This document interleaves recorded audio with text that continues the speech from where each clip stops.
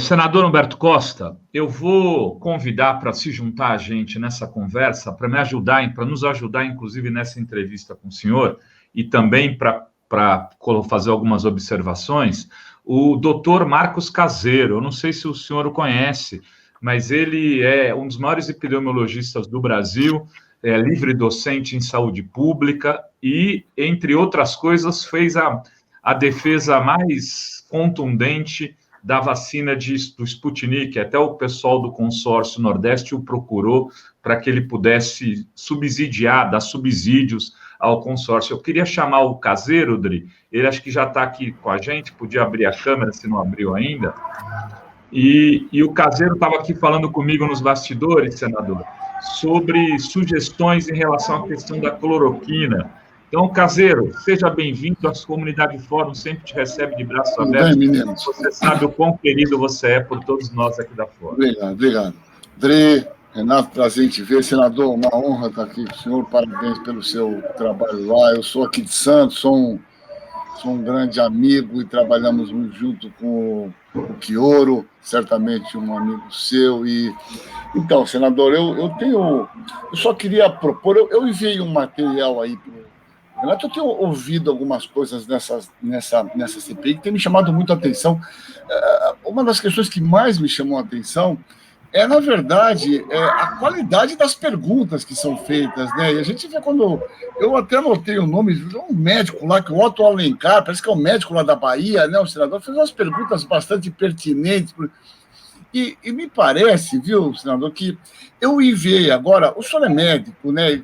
Eu fiz uma revisão nesse fim de semana, porque nós estamos com esse problema no Brasil inteiro, que eu fiz uma revisão no PubMed com todas as publicações, PubMed, indexadas, com estudos clínicos, obviamente, revisados por parte, todas, em torno de 56. Então, aí, eu mandei um PowerPoint, que, na verdade, eu mandei em PDF, tem as publicações, tem a tradução em português na segunda.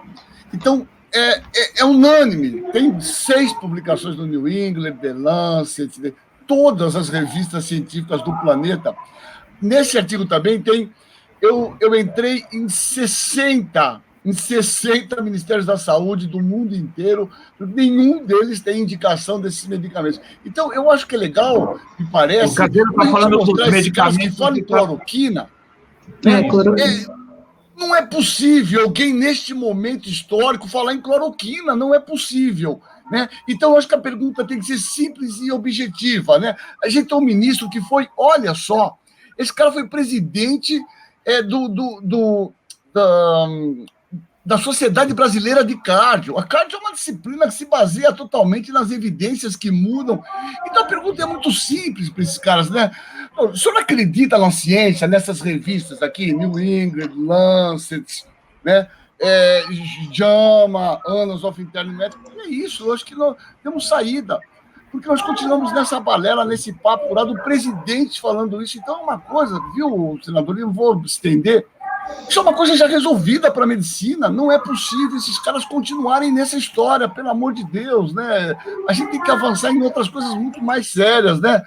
E mesmo porque, viu, senador, eles estão na onda agora aqui da tal da ivermectina, que também eu fiz uma revisão que ele vai te encaminhar, que também não funciona, está publicado, né?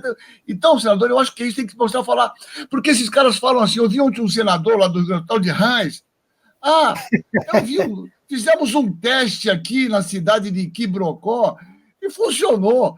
Fala, o que é isso? O que é? Eu dei para 30 pessoas e achei que...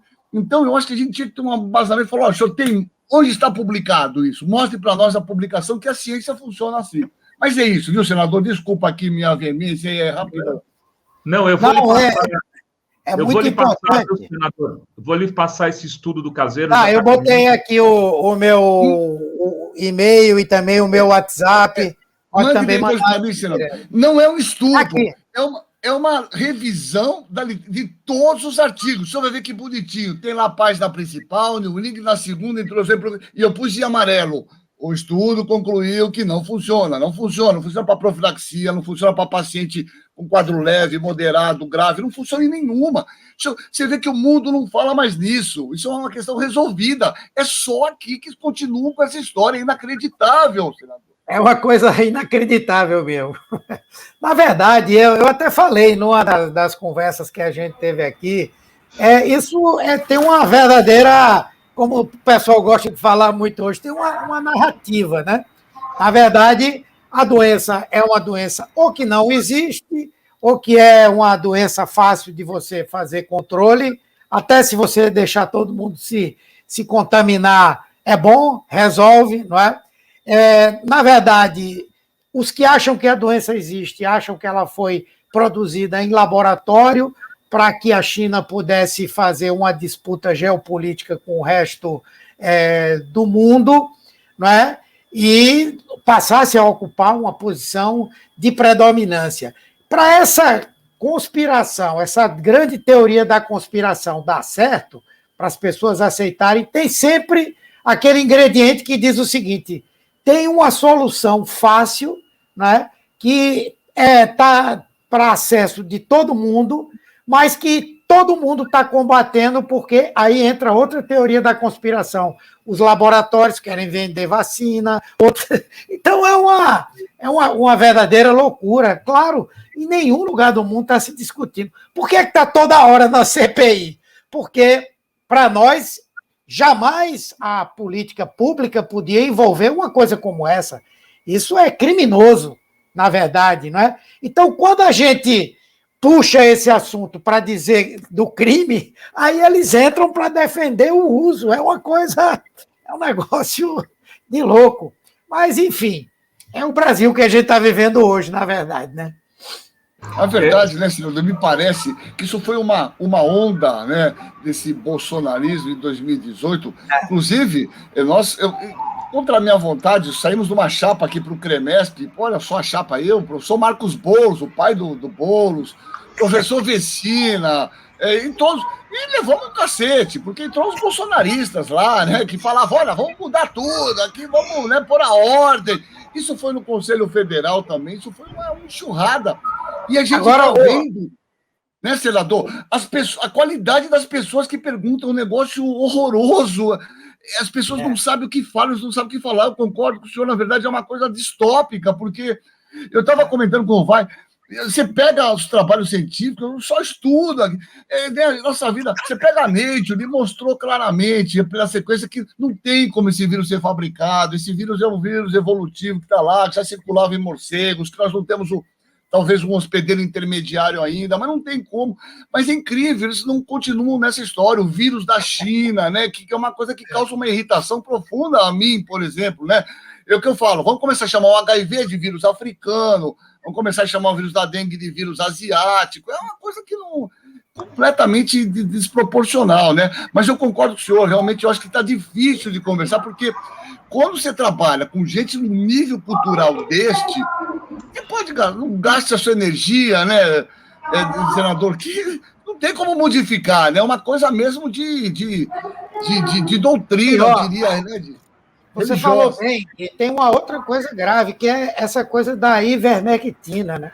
Até aquela revista super interessante, né, ela contou a história, quer dizer, um picareta, um cirurgião americano, né, veio com essa história de que a ivermectina poderia ser boa e tal, papapá. Né? Depois descobriram que o cara não fez experiência nenhuma, era um picareta completo, fechou lá um escritório que ele tinha porque estava para ser preso, mas disseminou essa coisa. Tudo bem, não vamos discutir cientificamente, não, mas eu vou lhe perguntar uma coisa. Se a empresa que criou a ivermectina, ela própria diz que não serve, porque ela poderia ganhar dinheiro com isso, né? Poderia criar uma teoria da conspiração de dizer que a ivermectina boa é a minha, porque fui eu que criei. Ela mesma diz, então, pelo amor de Deus, o cara não consegue botar isso na cabeça. E a toxicidade dela, não é? Na dose que se fala, quer dizer, é 7 vezes a dose, o tamanho da dose é 7 vezes maior do que a dose que se dá como vermífugo ou para tratamento de piolho, do que quer que seja, não é? Diz que essa dose é extremamente tóxica. Como é que pode? Não é? E aí você vê... conselho de medicina dizendo que o médico pode passar isso. Que lógica é essa? Não consigo. É insano. Quer dizer, a gente pode dar chumbinho, posso dar veneno para os pacientes. O senhor sabe, veja, a Apsen está aí também, ele vai lhe enviar esse PDF, se ele enviar depois, ele me passa o contato, vou lhe enviar também, porque está muito legal. É a Apsen que produz, né, o Roquinol, que é a hidroxicloroquina. Ela fez uma página inteira na Folha mas falou assim, não há evidência, nós não indicamos o uso. Veja, como você falou também, a ivermectina é uma patente da MSD, da Merck Sharp Dohme, né, americana, e também mostrou, não há evidência. Mas você sabe como é que é distópico essa discussão? Eu acho que é importante, senhor Municiado. Você se lembra quando começou essa história dele falando, olha, você vê que na África não tem doença, porque lá eles usam cloroquina para malária. Eu mandei, eu falei, a malária que tem lá é só falcíparo, eles usam cloroquina na África há 20 anos, porque o Plasmodium falciparum é resistente à cloroquina, lá não se usa cloroquina, a gente usa cloroquina um pouco para Vivax, que tem aqui na América Latina e um pouco na Ásia. A ivermectina é usada anualmente, né, para um programa expandido da MST para acabar lá com a oncocercose. Então, senador, é isso. Os propagandistas disso é uma médica que é radiologista, outra. Então, a gente está vivendo um mundo distópico. Essas pessoas falam as coisas e para o gado que não entende nada, fala, tá vendo? Na África não tem, porque lá eles usam cloroquina. Então, a gente precisa bater forte nesses caras que falam essas bobagens, né? Porque é totalmente distópico o que eles falam, né, senador? Mas é só eu contribuir com o senhor aí para.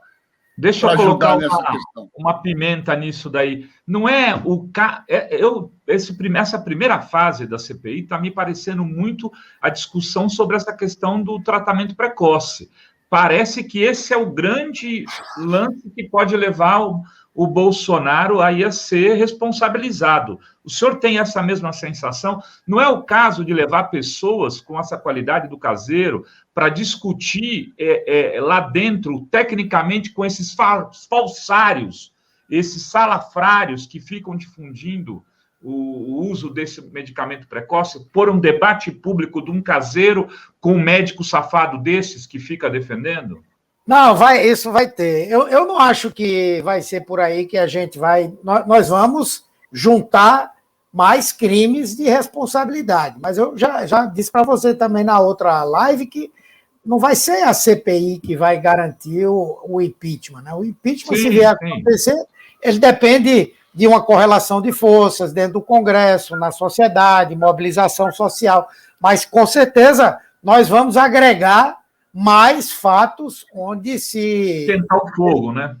Evidenciam crimes de responsabilidade. Esse vai ser um também. Mas eu acho que o mais importante é esse da tese. Eu, inclusive, não sei o que é que o Marcos acha. Nós vamos... essa semana nós vamos ter o Fábio Weingarten da comunicação. Essa é uma peça-chave. Nós vamos ter os secretários de saúde do estado do Amazonas e da prefeitura e da cidade de Manaus.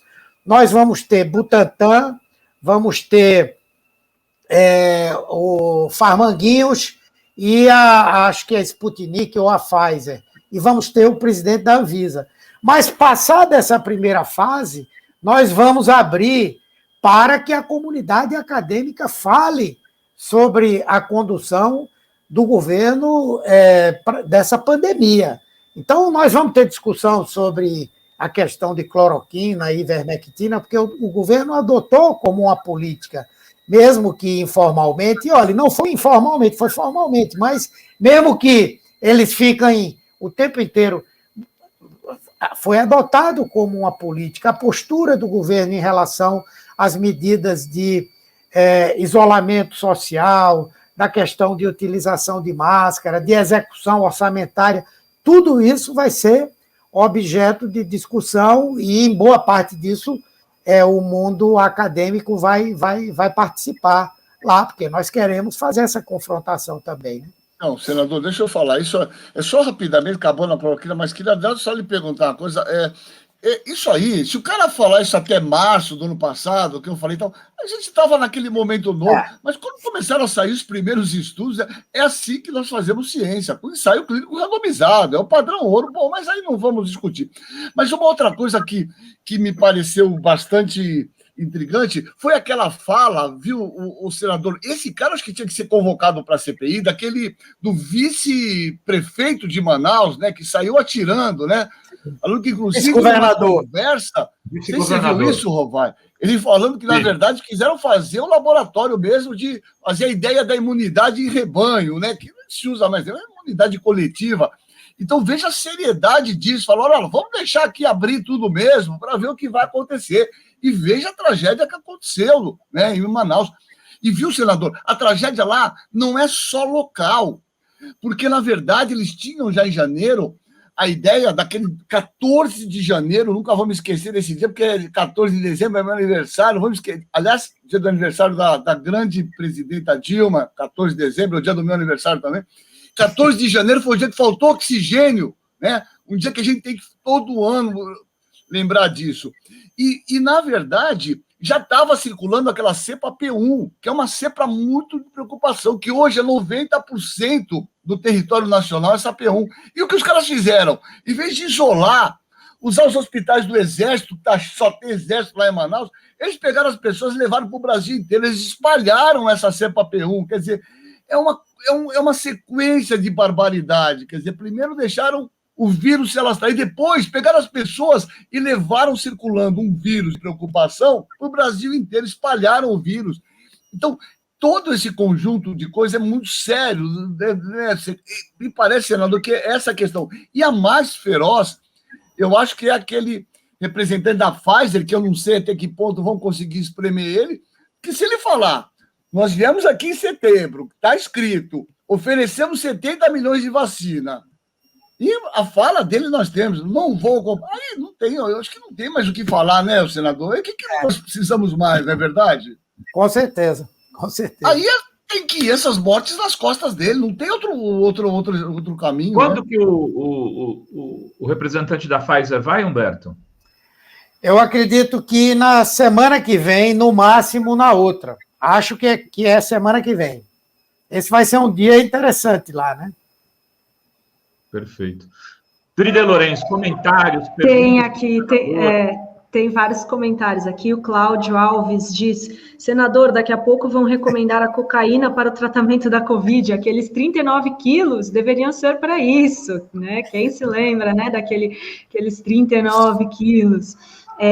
Tem vários comentários aqui. Eu queria dar as boas-vindas para Floater, que ficou membro aqui do canal. O Cláudio Alves diz aqui também que anteontem entrou em uma farmácia perto do trabalho dele e lá estava um cartaz anunciando a ivermectina. Ainda me espanto com essas coisas, diz o Cláudio. E tem ainda a Ana Maria Beringuel. Ela diz que o porteiro do edifício dela foi assassinado por um policial pelas costas no Jacarezinho, voltava de bicicleta da padaria, não tinha tiroteio, pois a gente, na primeira parte do programa, falou da chacina de ontem em Jacarezinho, no Rio, e tem uma questão aqui trazida pelo nosso chat sobre a patente das vacinas. Ontem, né, o Queiroga disse que é contra, o Biden anunciou que os Estados Unidos é a favor, então queria uma opinião de vocês sobre essa questão da patente das vacinas. O senador Humberto Costa foi ministro da Saúde. Ele foi o primeiro ministro da Saúde do governo Lula. Ele pode falar muito bem disso, do que significa isso, inclusive do ponto de vista da diplomacia, Humberto. A diplomacia brasileira deve estar comendo a mão, né? Na verdade, nós temos sempre defendido, historicamente, né, a questão de que direito intelectual nessa questão da saúde é algo que tem que estar submetido, deve existir, pode existir, mas tem que estar submetido, não é, ao interesse da sociedade, ao interesse da saúde pública.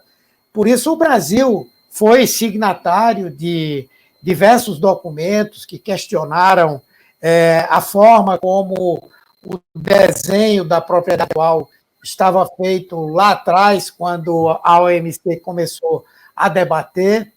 Depois, o Brasil teve um protagonismo importante na rodada de Doha, onde se aprovou, ou houve a confirmação do que o Tratado de TRIPS determinava, mas foram feitas várias flexibilizações, inclusive permitindo a oportunidade de licenciamentos compulsórios, a quebra de patentes para a produção, não é?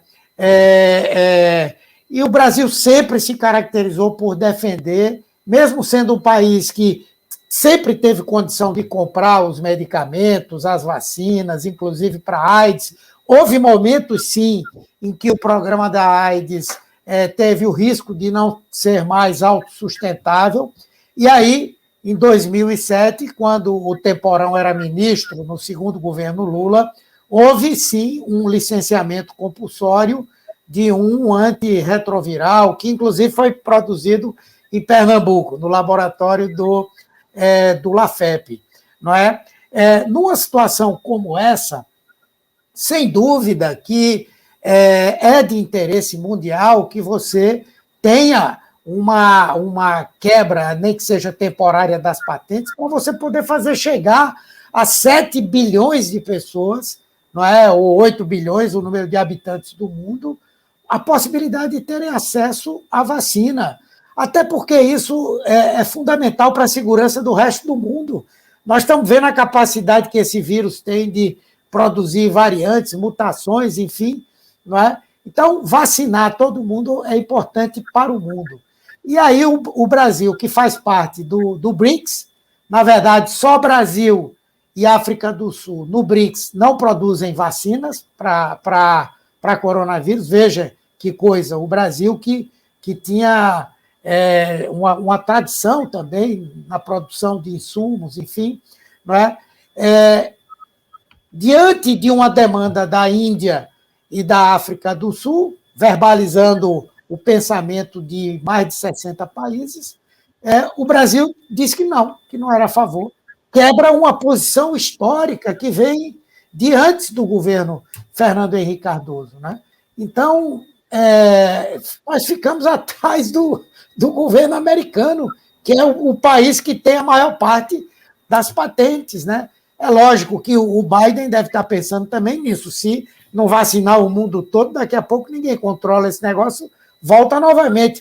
Mas, independentemente disso, foi um gesto, né, do ponto de vista humanitário, que se ele não fizer mais nada em termos de mundo, já fez uma grande coisa. E agora tem que viabilizar isso. E o Brasil continua dizendo que não é a favor. Então, não é nem ir atrás do interesse americano, é ir atrás do interesse das companhias. Companhias essas, inclusive, que foram fortemente financiadas pelos estados para produzir vacina. O governo americano, o governo alemão, o governo inglês, foram bilhões de dólares que eles colocaram no desenvolvimento dessas vacinas. Quer dizer, as companhias não deviam nem estar fazendo tanta questão, né? Porque só estão pegando o lucro, né? Mas o Brasil realmente está difícil, está muito difícil para a gente. Esperar aí que chegue logo 22, né? Para a gente dar um adeus a esse negócio. Aliás, senador, essa questão mais séria, não sei se você viu essa fala, né, vai do ministro das Relações Exteriores do Brasil, porque, na verdade, ele defende os laboratórios, né? Ele falou literalmente que ele defende justamente os laboratórios que investiram dinheiro. Veja só, o ministro do nosso país não defende o país, ele defende os laboratórios. Então, você veja onde nós estamos. Agora, senador, eu acho que é isso. A nossa única luz é Lula. O grande problema é que esse cara está mexendo muito, né, senador? Essa história de os votos serem votos com, como se diz, no papel. Eu acho que ele está querendo... Voto impresso, né? A coisa maluca, né, senador? Acho que vocês vão ter muito trabalho aí, né, senador? Mas porque realmente parece que a gente vai ter que aguentar esse cara até o ano que vem, né? Eu acho muito difícil a gente criar um fato, ser uma mobilização popular para modificar. Porque realmente, eu não sei para onde a gente está caminhando para uma coisa assustadora. Nesse ritmo, caminharemos para aquele dado da Oxford, que todo mundo achou absurdo, de 1 milhão de mortos até o final do ano. Né? Quer dizer, é assustador isso, não é verdade? Eu fiz contas rápidas aqui, Caseiro. Nós estamos no dia 7 de maio, né? Os dados que a gente tem são dos dias 5 de maio. São, né, na verdade, porque são 415 mil, 417 mil, é isso, Dri? Você chegou a checar? 416.949. 417, vai, para... Olha, 2.500 por dia. Mais 23 dias de maio, 65 mil pessoas. Então, vai quase 500 mil em maio. Depois, para chegar em 1 milhão, do jeito que se continuar, infelizmente, com as subnotificações e tudo mais, o senador falou uma palavra mágica aí, Lula, não sei se foi senador ou caseiro, e eu não posso deixar o Humberto Costa embora sem falar do que o Lula está fazendo em Brasília, que o povo quer saber. Vou te falar, não é enrolação. Já não, mexeu ele já mexeu nos pauzinhos em Pernambuco já também, ou só no Rio? Não, está devagarinho ainda. Não, na verdade é o seguinte, sinceramente, eu não pude acompanhar tudo que aconteceu por conta da coisa da CPI. Eu participei na segunda-feira de uma reunião com o senador Fabiano Contarato, do Espírito Santo, que deve vir para o PT, deve ser candidato a governador lá no Estado. Não é? Participei de uma conversa que houve no mesmo dia à noite, na terça-feira, aqui na casa do Paulo Rocha e com o senador Everton. Ficou mais ou menos definido que o PT vai conversar com ele da possibilidade de apoiá-lo, acho que vai apoiá-lo, não é? Mas o resto eu não pude participar, infelizmente. Peguei algumas informações de que todas foram conversas assim, extremamente proveitosas, né? Eu avalio que Lula está fazendo um trabalho que extrapola simplesmente a questão eleitoral do ano que vem, não é?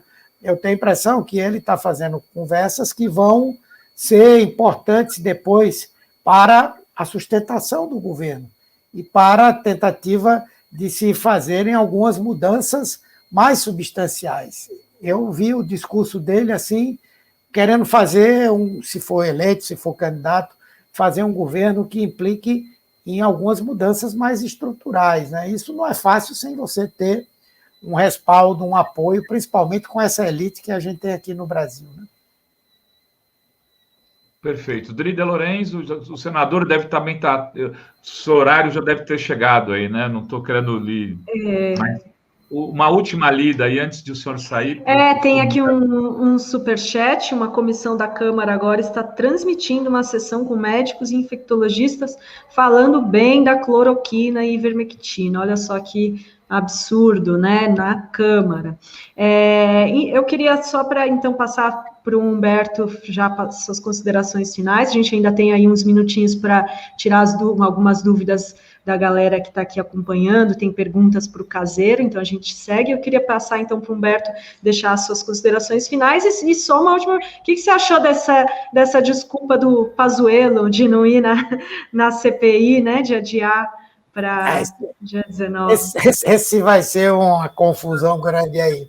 Não, na verdade, todos nós não temos como provar que ele mentiu, né? Mas eu acho que a razão dele não ter ido, eu acho que ele não estava se sentindo preparado para isso, né?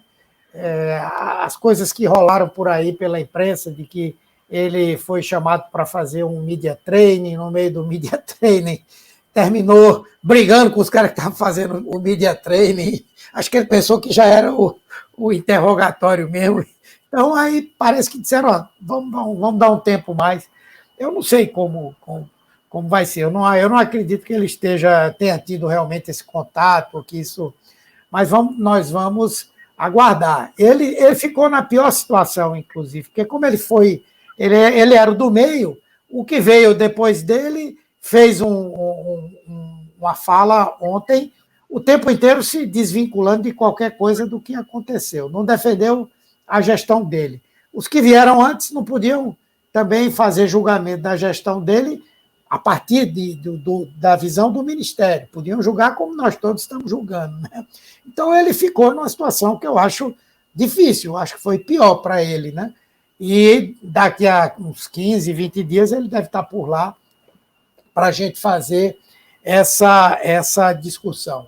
Bom, eu queria agradecer a vocês essa oportunidade, queria pedir desculpas, eu me atrasei, porque, como eu disse, eu estava numa reunião que estava discutindo a Sputnik, espero que haja uma solução para isso aí, quero agradecer, um abraço para você, Marcos, para você, Edri, para você, Renato, e dizer que estou sempre à disposição para a gente conversar. Acho que o que não vai faltar agora aí pela frente é assunto, né? Tá bom? Vamos lhe chamar sempre agora. Um abraço. Obrigada, senador. Obrigado, senador. Tchau.